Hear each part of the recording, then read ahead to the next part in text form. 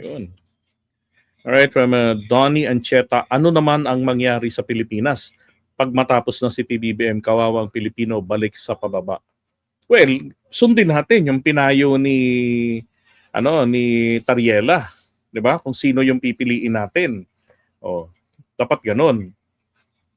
Pumili tayo ng pare-parehong pinagkaisahan, yung tawag dito, pinagkaisahan ng mga kakamping, ng mga dilawan at ng administrasyon. Kailangan natin ng common candidate.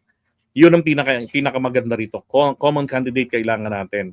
Hindi pwedeng yung laxity, hindi po pwede yung petiks-petiks. Nako, baka sa kangkungan tayo pulutin lahat-lahat niyan. 'Di ba?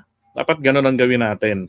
Pumili tayo, hindi rin po pwede na yung walang karanasan, bigla na lang ibabalandra dahil sa apelido, patay tayo rito. Palagay ko hindi tatangkilikin yan ng mga kakamping, ng mga dilawan.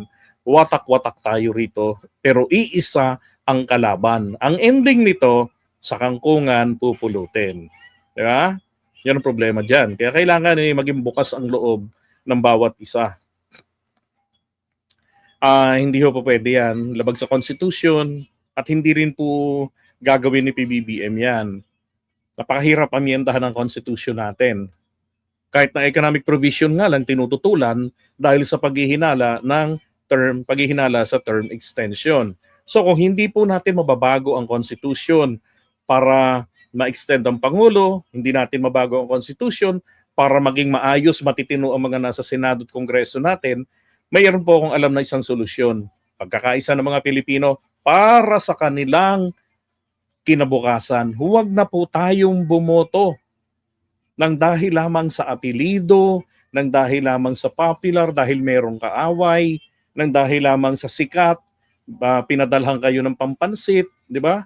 Pinalibing yung kamag-anak nyo, o pinakremate yung kamag-anak ninyo kahit nilalagnat pa lang. Di ba? Wag na yung ganun. Ibase natin sa kakayanan, may napatunayan na ba ito?